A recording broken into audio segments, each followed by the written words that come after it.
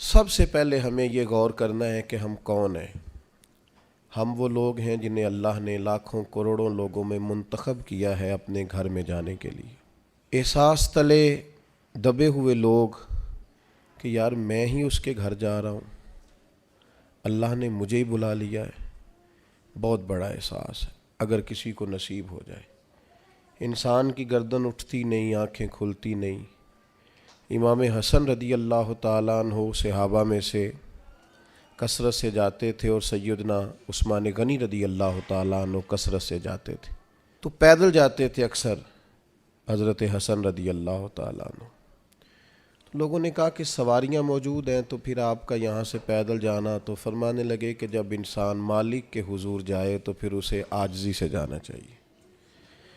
تو پروٹوکول کی طبیعت چھوڑ کر یہاں جانی چاہیے، اس لیے کہ اللہ تعالیٰ دیکھیں اسلام ہم پر کوئی سختی نہیں کرتا۔ سیدہ عائشہ صدیقہ رضی اللہ تعالیٰ عنہ فرماتی ہیں کہ دو چیزوں میں اگر نبی پاک علیہ السلام کو کبھی اختیار دیا جاتا تھا تو امت کے لیے جو آسان چیز ہوتی تھی اسے اختیار فرماتے تھے، مشکلات نہیں کرتے تھے۔ لیکن حج کے موقع پہ جس کو نہیں ہے عادت طامت باندھنے کی، اسے بھی باندھنی پڑے گی، سب کو ایک ہی جگہ رہنا پڑے گا۔ کیوں؟ اس لیے کہ امت مسلمہ کی وحدت قائم ہو، ایک بولی بولیں، ایک لباس میں ایک جگہ پہ اکٹھے ہوں، کہیں تو مسلمان سارے جمع ہو جائیں ایک چھتری تلے۔ تو سب سے پہلے تو جتنے ہمارے ذاتی پروٹوکول ہیں وہ ہمیں گھر چھوڑ کے جانے پڑیں گے۔ یقیناً لوگوں کے پاس پیسے بھی ہوں گے، عہدے بھی ہوں گے، لیکن اب بھئی آپ سارے ایک جیسے ہیں، اللہ کے مہمان ہیں۔ تو ایک بات تو یہ ضرور ذہن میں رکھنی چاہیے کہ ہمیں اپنے ذاتی پروٹوکول سسٹم کو یہاں ترک کر کے جانا ہے۔ دوسری بات یہ ہے کہ جب کوئی شخص کہیں سے کچھ مانگنے جاتا ہے، لینے جاتا ہے، تو اس کا کشکول سیدھا ہونا چاہیے۔ اس کی طبیعت اس طرح کی ہونی چاہیے کہ وہ کثرت سے استغفار کرے، زیادہ عبادات کرے۔ ہماری عادت نہیں ہوتی، حج ٹریننگ میں ہمیں سارے لوگ یہی بتاتے ہیں کہ زیادہ چلنا چاہیے، اور بالکل صحیح بتاتے ہیں۔ ہم زیادہ چلنے کے عادی ہوں گے تو پھر ہی وہاں جا کے چل سکیں گے۔ لیکن میں ایک بات یہ بھی کیا کرتا ہوں کہ حج پہ جانے سے پہلے نا ہمیں کو 2-3 گھنٹے مسجد میں بیٹھنے کی بھی عادت ڈالنی چاہیے، کیونکہ وہاں ہماری عادت نہیں ہوتی، اور وہاں ضروری کام یہ ہے کہ ہم حرم میں بیٹھیں عبادت کریں۔ 15 دن کا حج عمرہ، اور اس میں اگر ہمارا زیادہ وقت بازاروں میں گزر جائے تو میاں ہم تو عبادت کے لیے آئے، تو ہمیں یہ بھی عادت یہاں سے ڈال کے جانی ہے۔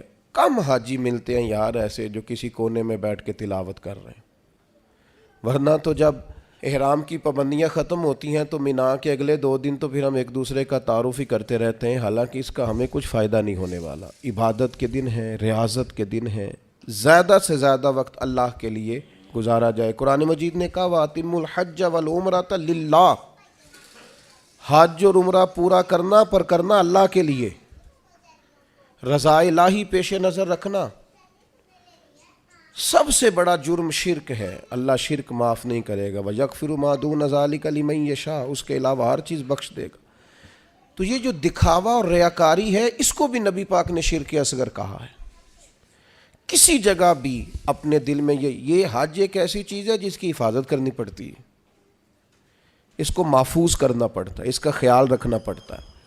اگر اس کا خیال نہ رکھا جائے تو بڑی ساری محنت اور بڑا سارا پیسہ ضائع ہو جاتا ہے۔ تو عرض یہ کر رہا ہوں کہ ایک تو اپنا پروٹوکول سسٹم چھوڑ جائیں، آرام اپنا گھر چھوڑ کے جائیں، واپس آ کے آرام کیجئے گا۔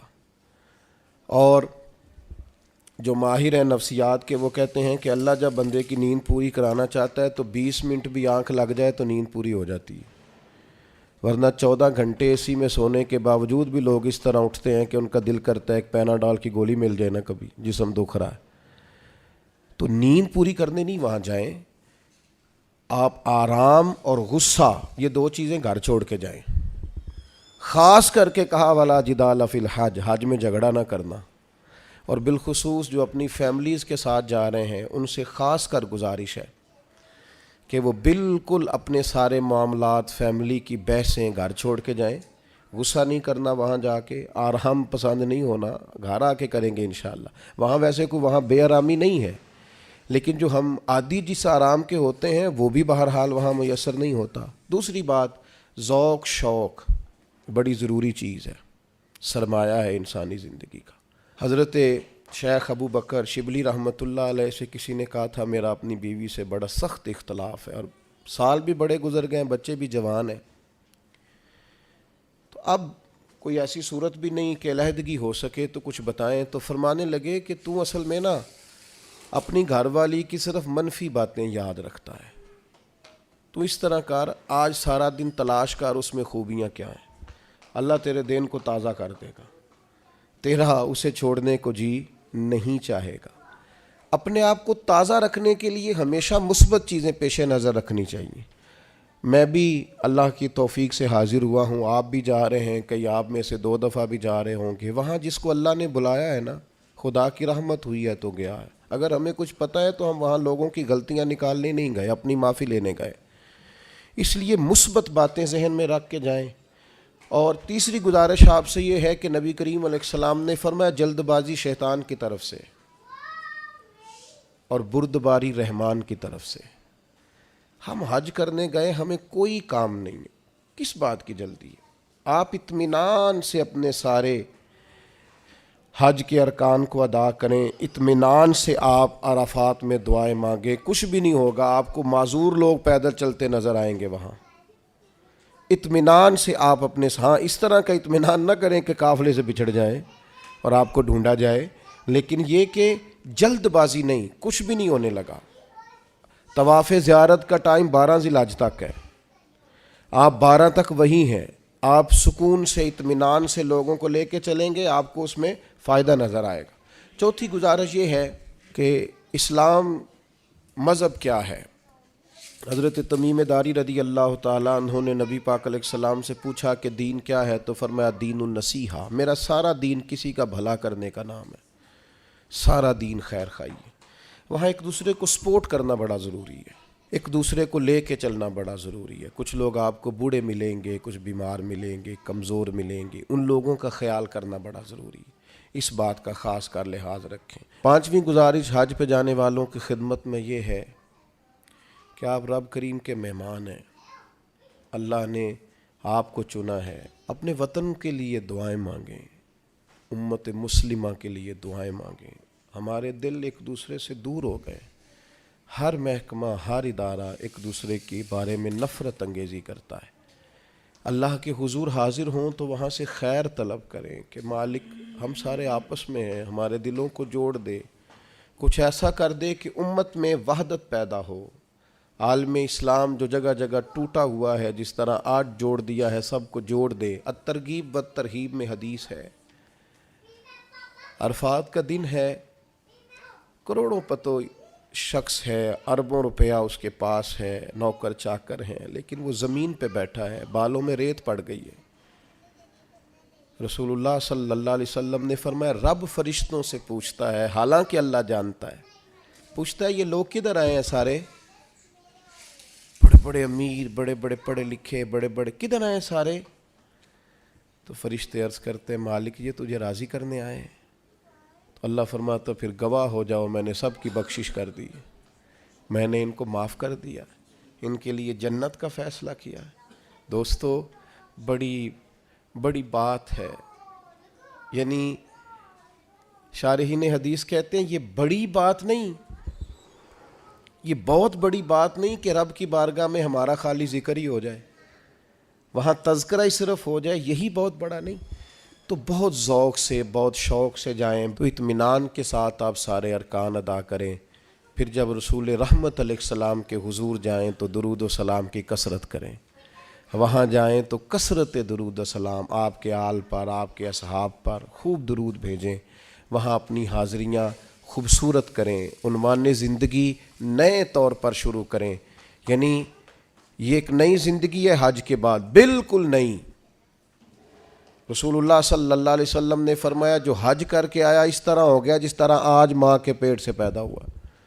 تو اس کو بھی تو چاہیے نا نئے سرے سے چیزیں ترتیب دے، صرف یہ اپنے پیٹ کو نہ بدل لے آ کے کہ اب مطلب یہ کہ ساتھ حاجی بھی لکھ دو، یہ باقاعدہ اپنے رویے بدلے، طرز زندگی بدلے۔ میں آپ سے پھر یہی عرض کروں گا کہ کشادہ سینے کے ساتھ، کشادہ دل کے ساتھ اور بڑے حوصلوں کے ساتھ ہمیں سفر کرنے کی کوشش کرنی ہے۔ آپ جتنی زیادہ اپنی طبیعت میں حسن رکھیں گے، ٹھہراؤ رکھیں گے، بردباری بڑے حوصلوں کے ساتھ ہمیں سفر کرنے کی کوشش کرنی ہے۔ آپ جتنی زیادہ اپنی طبیعت میں حسن رکھیں گے، ٹھہراؤ رکھیں گے، بردباری رکھیں گے، اتنا حج کا سفر آسان ہوگا۔ حضرت ابراہیم ابن ادم سے کسی نے کہا تھا آپ نے بڑے لمبے لمبے سفر کیے ہیں، اتنی چھوٹی زندگی میں اتنے سفر؟ فرمانے لگے 2 سواریاں پاس تھیں، تکلیف کبھی ہوئی نہیں۔ کہا کون کون سی؟ فرمانے لگے ایک صبر کی، ایک شکر کی۔ یہ 2 سواریاں ساتھ تھیں، لہٰذا کبھی آزمائش نہیں دیکھی۔ آپ کو بہت سارے لوگوں نے کہا ہوگا کہ حج میں مشکلات آتی ہیں، سب کی رائے اپنی جگہ پہ درست ہے۔ میری رائے یہ ہے کہ جو مالک بلاتا ہے وہ سارے راستے آسان کیے دیتا ہے، کچھ بھی نہیں ہوتا، ہر چیز بڑی آسانی سے ہو جاتی ہے۔ ہم نے تو یہ دیکھا ہے جو یہاں بہت تھکتے تھے نا، ہم طواف زیارت کے لیے گئے تو سب سے اوپر جگہ ملی طواف کرنے کی، کچھ پتہ نہیں چلتا، اتنی آسانی سے سارا کچھ ادا ہوتا ہے۔ بڑی چیزیں تو ویسے ہی بندہ بھول جاتا ہے۔ بہت ذوق سے جائیے، بہت شوق سے جائیے، اور بڑا آسان ہے بھائی۔ اب تو استری نہیں ٹوٹتی حاجی صاحب کی، گھر سے بھی دروازے پہ گاڑی، اور وہاں آپ کے پاس ٹیبل اور کھانا۔ تو یاد کیجئے نا ان لوگوں کو جو بحری سفر کرتے تھے یا پیدل جاتے تھے، اور جاتے تھے اور کرتے تھے اور سب ہوتا تھا اور ٹھیک ٹھاک لوٹتے تھے اور آتے تھے تو لمحہ لمحہ شکر کرتے تھے۔ تب آپ دیکھیے کتنی آسانی سے سارے کام ہوتے ہیں، کتنی سہولیات ہیں۔ بس ذوق شوق، تحمل، بردباری، محبت، پیار، استغفار۔ ابھی سے موبائل کو وقت دینا کم کر دیں۔